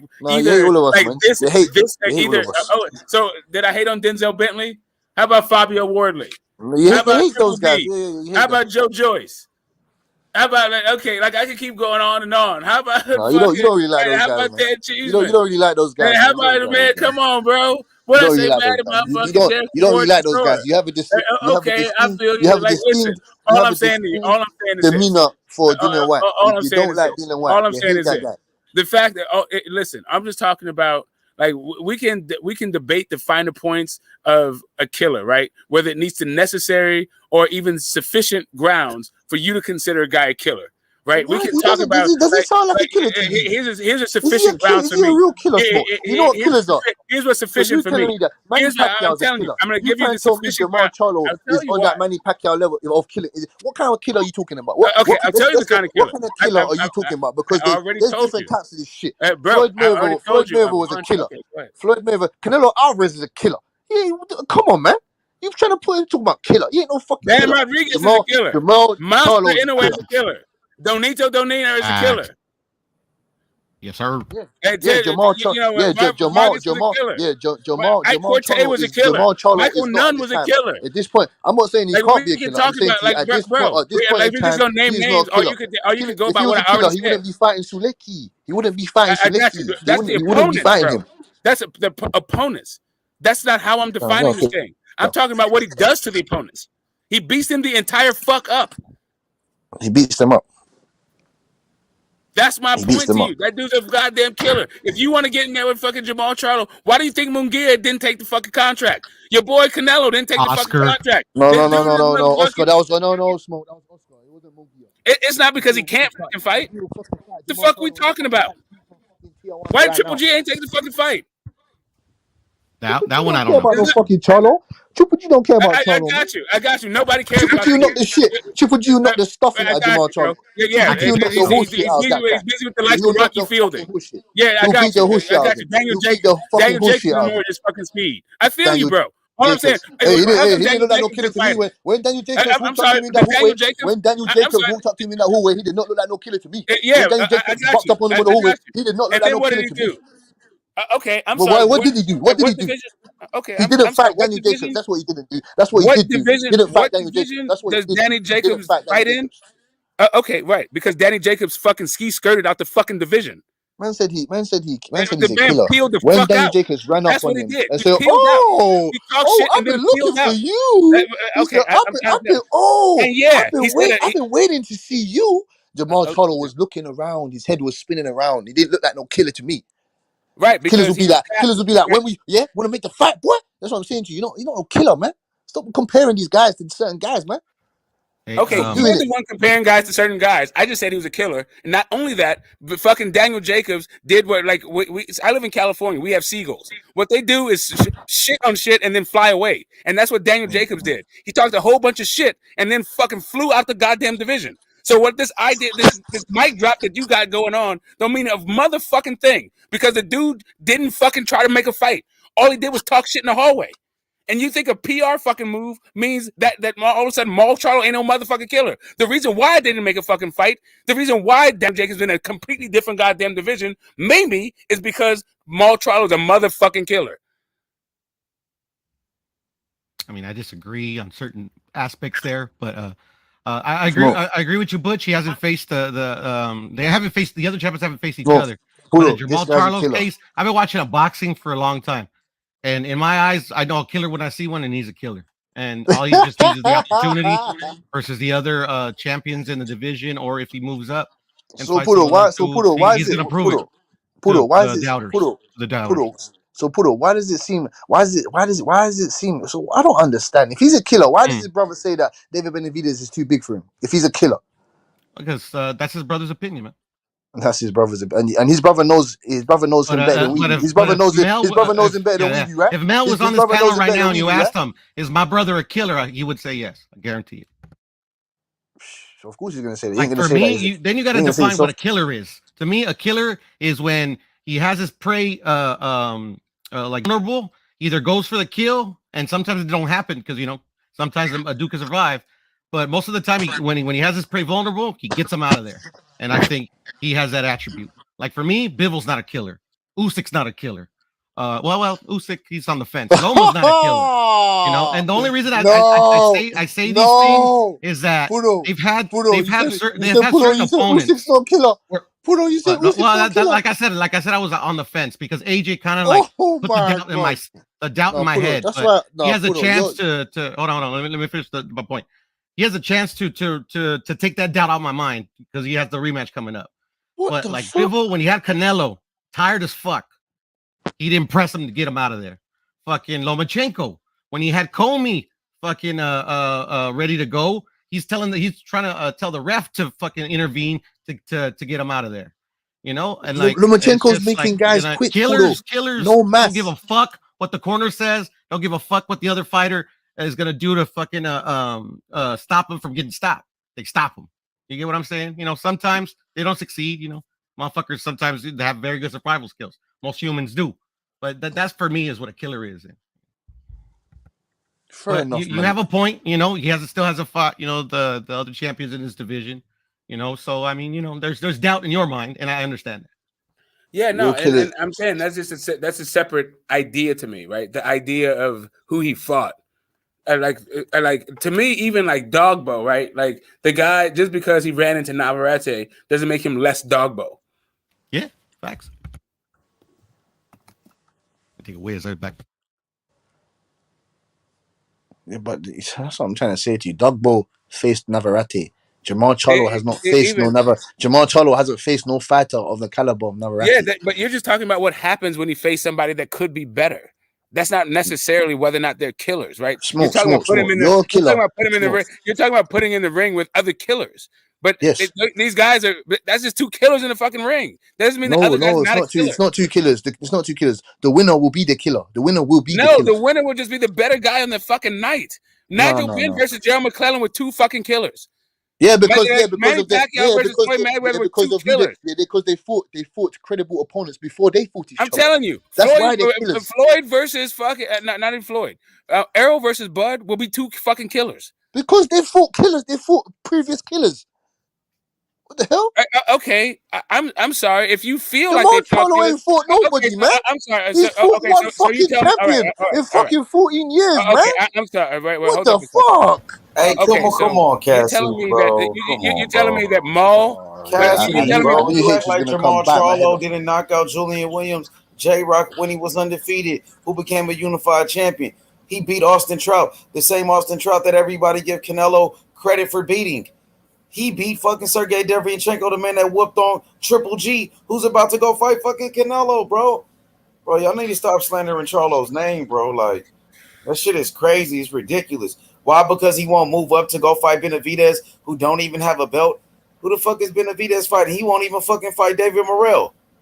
So I just heard that Bud has fought killers. It's crazy how we you tell me who's better on fucking Bud's resume than Jamal Charlo. You tell me who's that killer that fucking Charlo accomplished way more in the sport than Benavidez. Charlo a 2-division champion. Charlo be better fighters than Benavidez. But y'all will slander Charlo, but praise Benavidez who ain't did shit. Who ain't even a fucking champion. Charlo beat better opponents than Benavidez. Charlo's beat J-Rock, who was a unified champion. Charlo beat Austin Trout, who beat Miguel Cotto. Charlo beat Sergey Derevyanchenko, who beat Triple G. Benavidez, all he beat was fucking Darrell, who ain't shit. He beat no. Hey, you're lying there. What do you mean he beat Triple G? That's what I'm saying. You're spewing lies. No, Derevyanchenko did beat Triple G. That was a robbery, bro. The whole world know that was a robbery. The whole world know that was a robbery. And the reason why they robbed him so they can make this Canelo Triple G fight. So they could keep making money with Triple G. And everybody know Derevyanchenko won that fight. Even Devin Haney was at the fight. He said fucking Derevyanchenko won. Devin Haney said that shit. He was there. I'm not taking nothing away from Derevyanchenko. I know that we know he beat Triple G ass in that fight. Whoever watched that fight know he won that fight, bro. I know the politics. You feel me? Gets in the way. I understand that. I'm not saying Jamal Charlo is not a good. He is a good fighter. He's a great fighter, but he's just not a killer to me. Yeah, I'm not saying I'm not saying he can't be. He was a killer. He's a good fighter. He's an undefeated champion, a 2-division champion. Yeah, I'm not taking that away from him. That's what I said. I want to see it. I want to see him in there now. It's time now. It's time for him to get the big fights now. It's time now. But to diminish him because he won't move up to fight Benavidez, who don't even have a belt, who ain't got shit. He's a former champion. What's the point? What does he have for Charlo to move up and fight? Does he have a belt? He does have shit. Is he a champion? So is that what you need now? So that's what you need now to make the big fights. Benavidez himself ain't even trying to fight nobody. He damn self ain't fighting nobody. No, you know I don't. You know I don't credit you. He asked for $10 million just to negotiate a fight with Boo Boo Andrade. Charlo don't want to fight you. Why you don't want to fight Boo Boo though? That's some punk ass shit. I already said I don't give nothing to Benavidez. I put his feet to the fire. Also, like he does some dodgy shit. He won't even fight David Morrell. This nigga sitting here capping. He said, Morrell, I want to fight you in November. Where's the contract? After he said he wanted to fight, he disappeared and ain't said nothing. Matter of fact, he didn't even say that. He let his daddy do all the talking for him. And then his dad is the same guy that said Canelo would never fight David Morrell. Morrell is too dangerous for Canelo. Come on, bro. Morrell is too dangerous for Canelo, but you said you can beat Morrell? Fuck out of here. Canelo way better than Benavidez, bro. Quit playing. If Morrell is too dangerous for the number one fighter in this whole sport, what you think Morrell is for your bum ass? Who ain't this shit? Quit lying to the fucking people, pussy ass niggas. Good point. I'm sorry about that. I'll be going on an outburst. H man, we love you, bro. You bring the smoke. Yeah, bro. You know, so it is what it is, man. Shout outs to Canelo, man. Canelo doing his thing. Even though Canelo got beat by Bivol, Canelo coming back staying active, nigga. He didn't even take no time off. He got right back up in that motherfucker. Even though it's not Bivol, at least that nigga back in the ring and fighting. At least he got back up in here. I'm sorry. My bad. No, my bad. I took you off, H. And he said it in the press conferences. He only got 2 focuses right now. Right now, his focus is Triple G because that's the fight he has. It's already scheduled. And his next focus is the Bivol rematch. That's it. That's all he's focusing on. I'll be surprised if Canelo take that rematch with Bivol. I ain't gonna lie. If he took it, I'm like, yo, this dude. I'd be shocked, bro. I'll be shocked if he don't take it, and I'll talk shit if he don't take it. That's real. That's real, P. Because Bivol a tough ass match, bro. I ain't gonna lie. That dude is slick as fuck. He just beat the best boxer in the world, bro. Hell yeah, he tough. That dude jab and you seen what he did with Joe Smith? He gave Joe Smith a fucking boxing lesson. He boxed circles around Smith.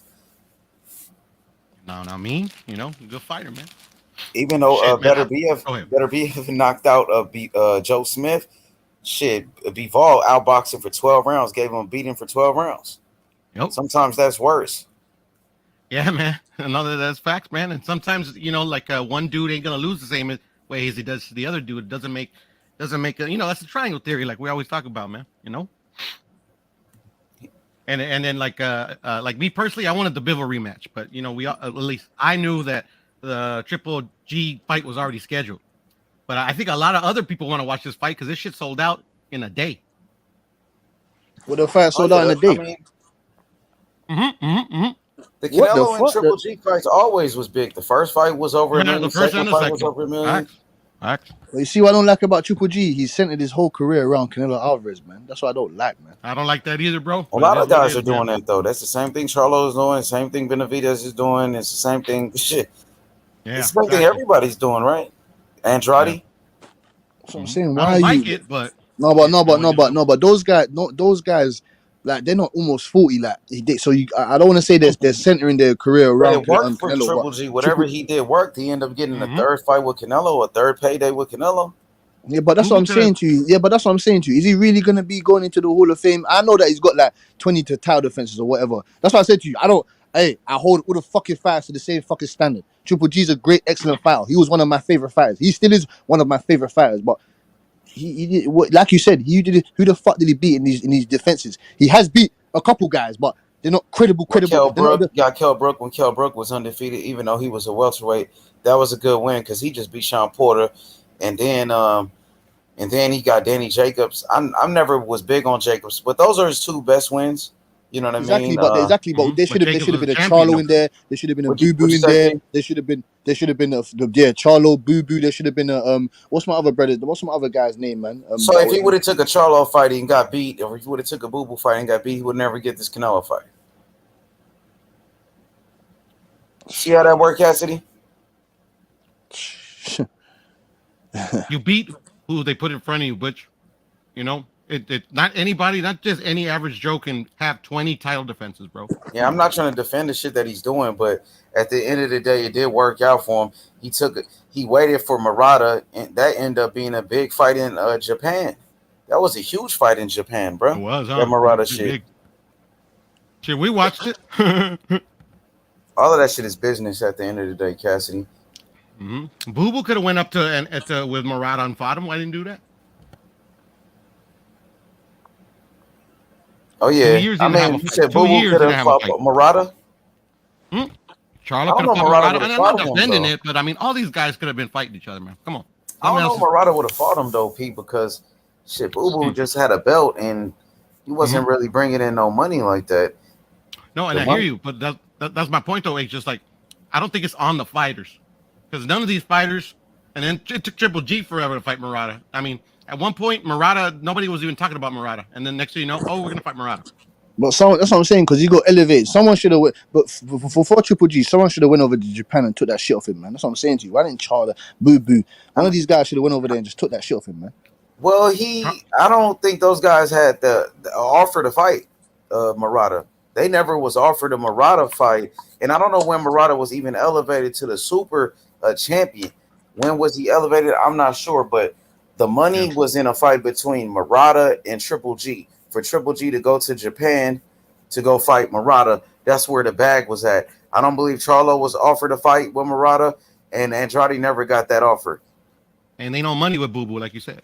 Exactly. There's no money in Boo Boo. The money was for Triple G to go over there.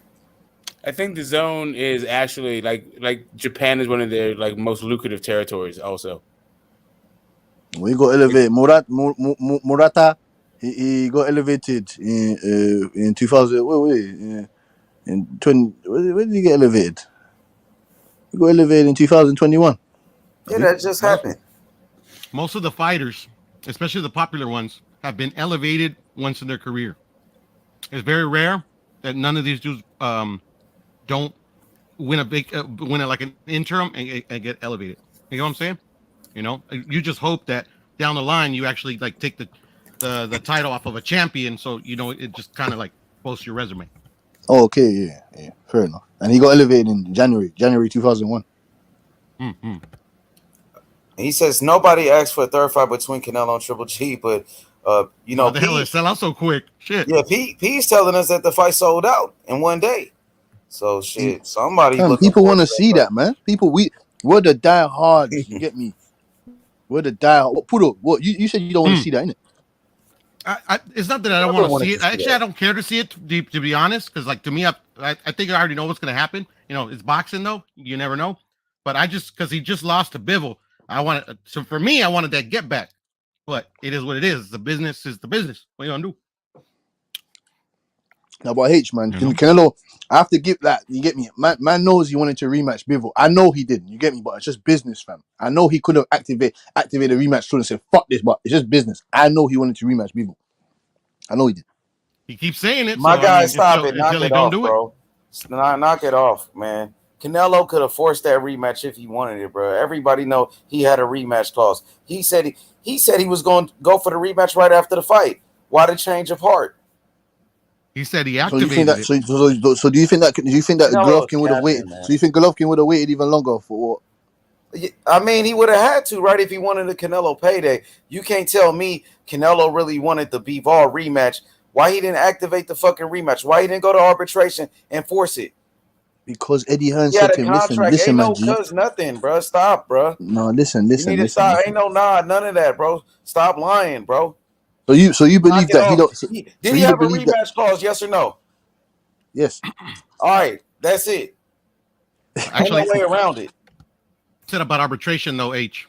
Yeah, to go to arbitration, the other party will have to deny you the fight. Fury was denying him the fight because he wanted to fight AJ. Bivol wasn't denying him the fight, so there's no arbitration to go to. Okay, so all he had to do was just activate the rematch clause, which he did. How you know he did, bro? Because he said it. Canelo said so you believe anything this capping ass dude would say? He's a liar. He's lying. No, I mean, I don't think he's lying, me personally, because he said it's going to happen in May. You know, I know he's lying because first it was I'm going to train for the rematch right after the fight. Then a couple weeks later, now he's fighting Triple G. Which one is it, bro? If you have a rematch clause, that you got a contract by law. Mm-hmm. So that's all he had to do, bro. So Cassidy, you know what I mean? Just knock it off, bro. You know what I mean? For real, bro. But the fight that was already scheduled against Triple G takes precedent. Yeah, but he had a rematch clause. If he lost, he could have had a rematch. Just like Joshua. He's going to have a rematch. No, just like Anthony Joshua, who got his rematch. Just like Deontay Wilder, who got his rematch. Joshua had a rematch clause against Ruiz.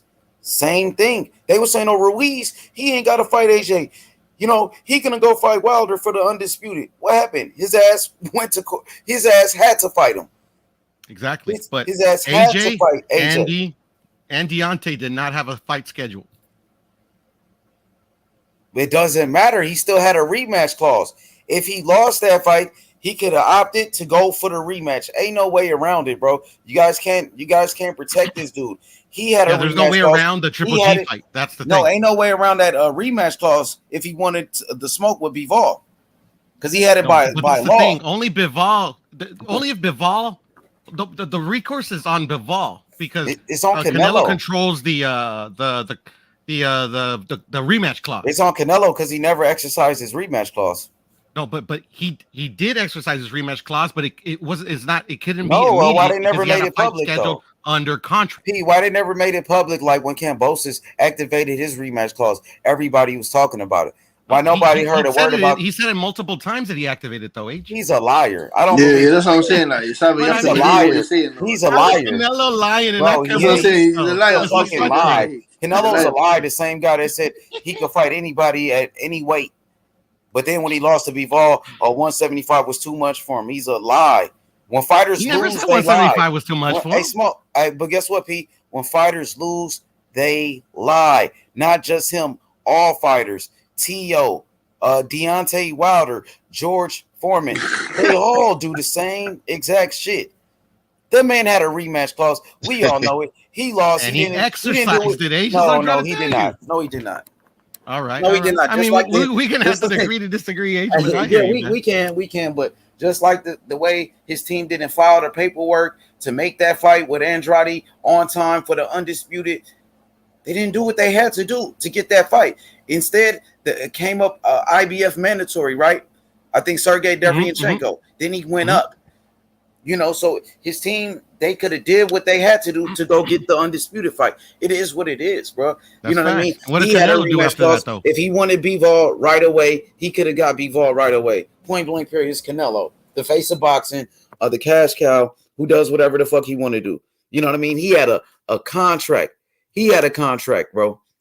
He didn't want it, bro. Does. So, and I know he ain't gonna take it. He ain't gonna take the Bivol fight at all. I know he ain't. Look, we'll see. All right, I know he is. He said, so you gave me your word that you're gonna cook him if he don't take the rematch at all. No excuses, right? I cook everybody, bro. It's free smoke over here, man. Okay, so if Nello, right, if Nello, right, does not take the Bivol rematch next after Triple G, what does that mean? Ain't no like third fight. Or he had a fight lined up. I don't know. I don't know. What does that mean? He didn't want the Bivol rematch, right? Okay, so that means he didn't want it, just like he didn't want it right now. I don't just know. like he didn't want it right away. He just like he I don't didn't know want contract law like 100% because obviously I'm not in contract law. But yeah, if you have under contract, you have to fight Triple G. The rematch. Well, if you have a contract that you have a rematch clause, you could fight Bivol instead of Triple G. He had a decision to make, and he chose Triple G. No, the decision couldn't be made at the moment. I mean, why not? He had a rematch clause, bro. Because under his contract, he had to fight Triple G in September. No, the contract said if he lose, he could exercise his rematch clause and go straight to Bivol instead of Triple G. And Triple G could have been after. But, you know, he made a choice, bro. He decided to go fight Triple G instead of Bivol, bro. Ain't no way around it, bro. I haven't seen the contract, so I mean, like, I can just go by what they tell me. You didn't, we don't have to see the contract. It was public that he had a rematch clause. We all knew it right after the fight. He had a rematch clause. It was also public that he was going to fight Triple G. So if that's the case, why would he say he's going for the rematch right away? Breaking the day anyway. He said he was going to try to go for the rematch clause. Hey, look, if that's the case, why did Canelo say he's going straight for a Bivol rematch after the loss? He said he was going to try to go for the rematch. No, he said it. He didn't say he was going to try. He said he wants the Bivol rematch. He said immediately. I want the Bivol rematch. He said he was going to try. No, he said it right after in the ring. He said it. I heard him. He said I'm going to try to go for that rematch. He said it in the ring, and then in the post-fight press conference, Canelo said, "Oh, I don't know what I'm going to do." Then he was having a change of heart. No, in the post-fight press conference, he said it again. Well, I heard him say, "I don't know what I'm going to do." I heard him say that. They asked him, you know, so. He's so wishy-washy. I guess that's what happens when a guy punches you in the head so many times the way Bivol did. He's kind of deluded at that point, maybe. I don't know. Bivol didn't look impressive to me, but that's just me. Hey, Bivol was peppering his ass with 1-2s. Bop, bop, bop, bop. So he know what time was making a miss like a bunch too. Shit, he didn't make him miss enough. He lost the fight. Yeah, he did. Yeah, but you know, we all know that Canelo didn't want no smoke in a rematch. Everybody knows Canelo ducked the rematch with Bivol. Everybody knows. I had took a poll right here too, and everybody said he ducked the rematch. So you know, the people know, the fans know. The fans know, bro. Pete, you could try to save this guy, but you know, he making millions of dollars. He has to go in the ring. I know, making $55 million a fight, bro. He good, bro. You know what I mean? He okay. I mean, yeah, no, he's okay. I mean, like shit, he didn't have to fight Bivol. He's living the best life possible, man. So he ain't fucked up about it, you know. He ain't fucked about it. You know, he had an option. He decided to take Triple G instead of Bivol. It's cool, even though his fans wanted him to go straight to the rematch. Mm-hmm. But he couldn't though. So yes, he could have. Fans that actually according to you, according to Canelo and Eddie, the liar Canelo, the guy who's lying about what happened. So Eddie's lying too. Yeah, for sure he's lying. He's his manager, right? So of course I'm talking about Eddie Hearn. Oh, of course. He's the guy that's fucking being a fanboy for him. Of course he is. Gonna say whatever you want to say for that guy. All right. You know what I mean? Come on, man. Eddie Hearn ain't talking about shit, bro.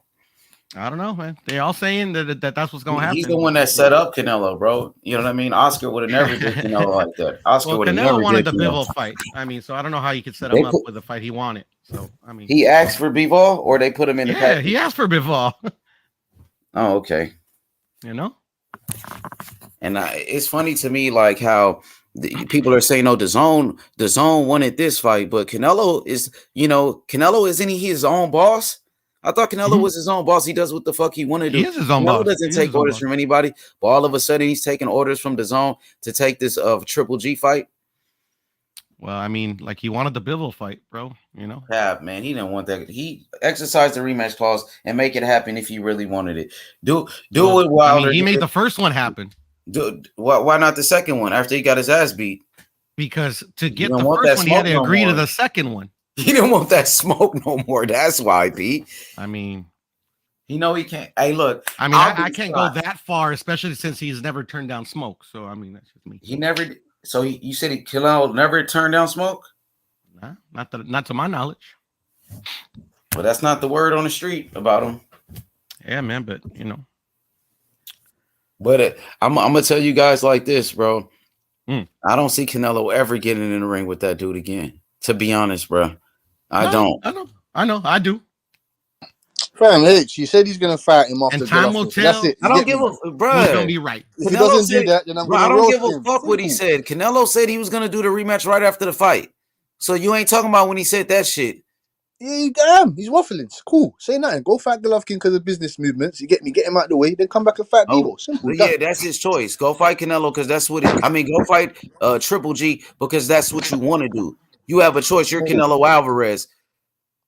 He still has a choice. He can pull out the Triple G fight and have pay him a bunch of money. Canelo is the guy that pick and choose who he want to fight, and that's what people were bragging about. Now all of a sudden, people are now he gotta take orders when he lose, bro. Stop, bro. No, nobody has to take Plus, orders. he's picking an easier fight because his Mexican Holiday fighting Triple G, a 40-year-old. He gonna beat Triple G's ass. He's gonna beat Mexican the shit out of Triple G. Yeah, he is. He gonna beat the dog shit out of Triple G, bro. But it's gonna, shit. See the same way. See the same way how you say he's gonna beat the dog shit out of Triple G. That's the same way. That's the same way how I feel about Crawford beating the shit out of Errol Spence. Errol Spence ain't 40 years old, nigga. And Errol Spence ain't never. No, I don't care about none of that. Let me finish what I'm saying. I don't care about Errol Spence ain't 40 years old. Can I finish what I'm saying, bro? Without being interrupted? I'm not interrupting you. First of all, Errol Spence ain't 40 years old. Second of all, Errol Spence ain't never. Terence Crawford ain't never fought fucking Errol Spence. Canelo and Triple G, this they third fight with each other. So we know what to expect. I seen the second fight when Canelo beat his ass. You know what I mean? I thought Canelo won the first fight. So I mean, yeah, I did. Canelo boxed a smart fight forever. He boxed. Yeah, I've been consistent. Canelo boxed a smart ass fight in that first fight, bro. You know what I mean? So I feel you. I feel you. Yeah, he fought a real smart fight as well. I had to draw myself. He did. He boxed a smart fight. He was beating. Not Joe Pudo yourself. H41 the fight. You fought. Yeah, I did. No, I know. I thought he won the fight. Canelo was beating Triple G to the punch, and Canelo boxed a smart fight. He used his footwork in there, and he was way quicker and landed, to me, the harder shots than Triple G. Well, Triple G was throwing a jab and shit, but Canelo was the one landing combinations. Fair enough. Wouldn't assess it like that. Yeah, it's not a crazy take either, H. Even though I had it a draw, I mean, it could have gone either way. H just stopped. Canelo won. I seen Canelo beating him to the punch, hitting him with combos and shit. And I just seen Triple G coming with the jab, but really nothing much behind it though. Really. I just recently saw that fight again, H, and like Triple G was beat up in that fight too. You know. Even Errol Spence said that. Errol Spence said Canelo was beating his ass in the first fight before he got tired, and in the second fight, Canelo really whooped his ass. Because look at Triple G's face after that fucking second fight, bro. He was marked up. Yeah, he was fucked up, bro. Beat the shit out of him. Triple G ain't never been the same after. He ain't never been the same ever since that second fight. Yeah, you can make an argument. Yeah, I believe you. Yeah, he ain't been shit ever since, bro. Oh, yeah, well, I hope Golovkin beats the shit out of Canelo Alvarez. Nah, hell no. Fuck no. Canelo lives in your head rent free, Butch. No, man, I love Canelo Alvarez as a fighter. I love what he does for the sport. But you want Triple G to beat his ass? Come on. No, I'm saying that because I want to see like that would open up the belts, man. I want to see David Benavidez. I want to see Morrell. I want to see these fucking fights, man. Poodle. I want to see Charlo. I want to see Plant. I want to see these fights, man. Yeah, why don't you tell them to fight each other though? You know, why did Canelo have to do everything? They wait around for a paycheck? What I'm trying to explain this Come on, man. What's up? That's what happens when you're the face, man.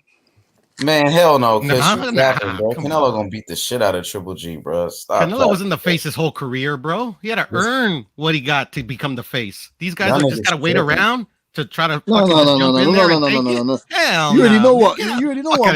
There's no waiting around. I want them to fucking fight each other. Yeah, but that's what they're doing. What are you talking about? And Charlo. They want all the fame and all the thing for free. They want handouts. Now fuck that. Yeah, Charlo needs to go fight Andrade as soon as he comes back from injury. Then after Andrade, you need to go fight Plant. After Plant, you go bang on Benavidez, and then you talk about Canelo Alvarez.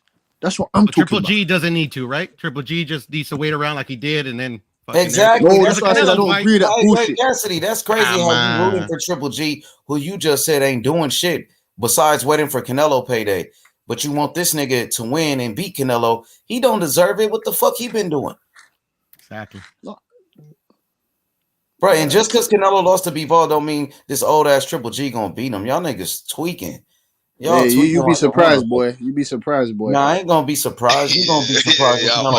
You won't even be surprised. Y'all niggas capping for old ass. Defy the odds. Defy the odds, Triple G. Shit right defy now. them. Nigga washed up, 40 years old. Nigga. Fuck out of here. Defy them, man. Defy them. Trash now, bro. Triple G is garbage now. So what if it goes 12? Will you be? Nah, Canelo gonna beat him. I know that. Even if it goes 12, who cares? It's already gone 12. How y'all capping for this old ass nigga? That shit is so hilarious. So you'll be disappointed if it goes 12, Poodle. I don't know. Hey, bro, we don't give a fuck. A win is a win, right? Niggas ain't disappointed when Devin Haney go 12 rounds and when Mayweather go 12 rounds. You said you did give a shit. Win is a win. A win is a win. You discredited Triple G for the Derevchenko fight. A win is a win, right? He got his ass whooped, didn't it? No, but you said a win is a win, right? Yeah, but he didn't win that fight. Everybody know he lost. And Domachenko also hurt him from in that body too. Dumbass analogy. So you talking about if Canelo go 12 rounds and beat the shit out of Triple G, you comparing it to Triple G going 12 rounds with Derevchenko, and we know he lost that fight. Mm-hmm. Having an opinion doesn't discredit a win, bro. The win never goes away. Triple G is shit right now, bro. He's shitty, and Canelo gonna treat him like he's shit. He gonna beat the shit out of him. Everybody gonna hop back on his nuts, bro. But some people gonna be like, AP. Some people gonna be like, oh, he beat a 40-year-old. They ain't gonna give him credit. But the Canelo fans, they gonna be going, wow, bro. They gonna watch, bro. Yeah, they gonna be so. Hey, you get as much credit as the guy you beat. That's it. Canelo talking so much shit right now. He said he want to end this man's career and shit. I hope he does. One says it's personal, the other one says it's not personal at all. I don't know what he's talking about. No Triple G? Yeah. Hey, for Canelo, it's just like extra motivation to beat his ass, right? Punking him in the stare downs and shit. It's funny. Triple G's still bigger than him, too. That's crazy. Yeah, no, Triple G's he's a monster of a man. And not to discredit Triple G, at one point, he's a great champion. I ain't going to take that away from him, but, it is what it is. Man, I remember he was knocking the shit out of people, bro. I was like, God damn. The way he knocked out Curtis Stevens and the look on his face when he went down, I will never forget that shit. Man, HBO was hyping him up so much. I was like, damn, this dude must be a killer. God damn. I mean, that's my only problem with Triple G is the fact that he is a good fighter, but he doesn't fight the fights we all want to see. Also, he's one of those guys. Well, it's a lot of fighters that ain't doing it. Who's Yeah, that's what I meant, bro. That's well, what I meant. let's see, like, you know, let's see fighters that giving us the fights that you really want to see, like Haney. Haney, he fought Kambosos. You know, you got Shakur. He fought Oscar. You know, now he's fighting Conceição, another tough ass fighter. You got Canelo, who shit went for undisputed. Oh. You know, some people feel like he ain't fought certain guys. Some people are mad he didn't fight Andrade or Charlo or Benavidez, but he did fight the rest of the motherfuckers. You can't deny that. You know what I'm saying?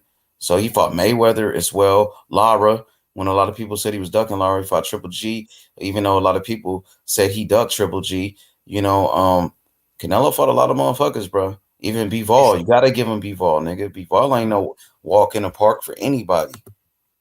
They still ducking Lara H. I mean, they're still ducking Lara, bro. Lara's been there in the all of Boo Boo's career and never happened. Canelo fought most of the guys. He probably just ain't fought everybody, like people, like, you know, certain guys that people wanted, but he still fought most of those guys.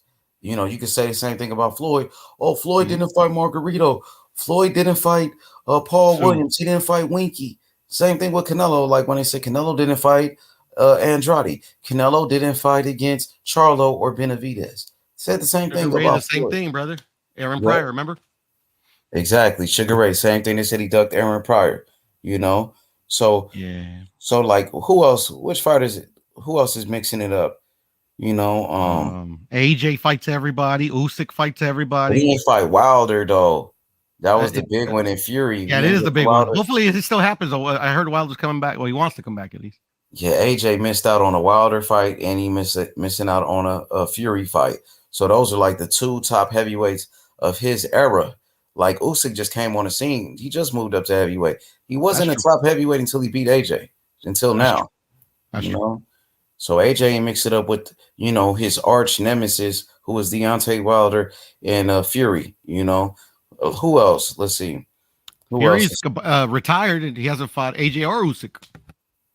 Yeah, but he beat Wilder though, right? He did beat Wilder. He got one. And Wilder was the top guy at that time. Got him out of there, you know. So who else is mixing it up with? Oh, Charlo really fighting everybody. Jermell. He fought Rodriguez too, brother. Spence fought everybody, but Bam just came up in the game. So he got Rungvisai and he got Quadras, but he's still young though. So he got a good start to his career though.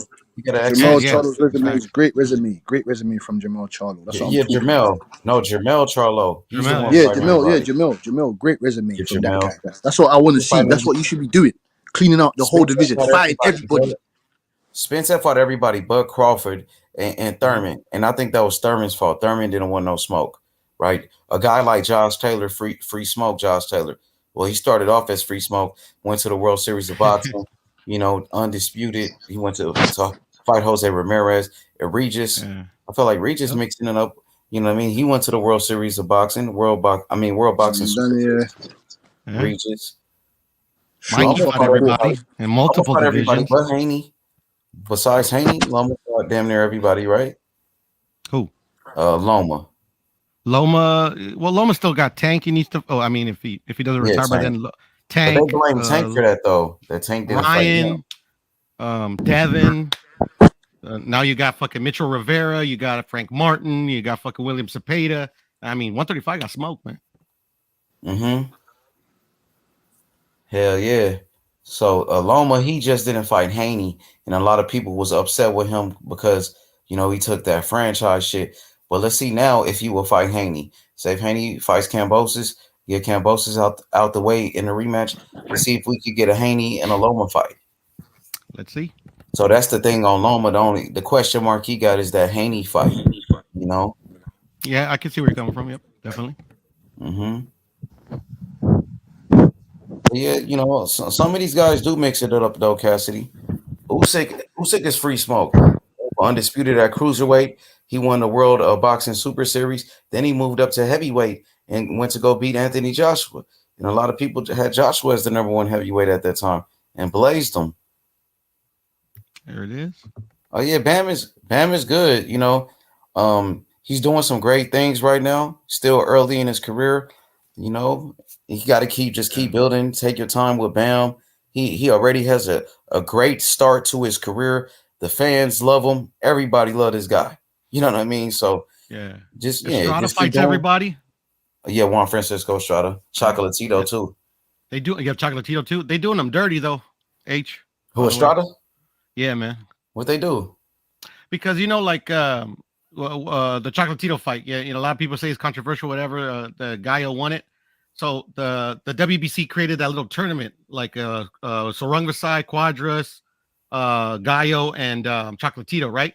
They were supposed to fight each other, but then for whatever reason, that didn't materialize. But they took away the WBC belt from Gallo, gave him the franchise, and then when Bam fought Quadras, they fought for that vacant title. Now the WBC and the WBO, I believe, have both mandated Estrada to fight either Bam's brother and Chocolatito, and both have told him that they're gonna strip the belt if he don't fight each fight. So now he's forced to choose between one or the other. He's gonna lose a belt, and when he already lost a belt, like it's not like the situation where where the Devin Haney situation where they petitioned for the blah blah blah blah. There was no petitioning done. It was all done by the WBC, man. And I just don't think that's fair. But he's the franchise. He's the franchise champion, and they ordered him to go fight against Chocolatito. Exactly. And literally for what reason I don't know, because the judges called him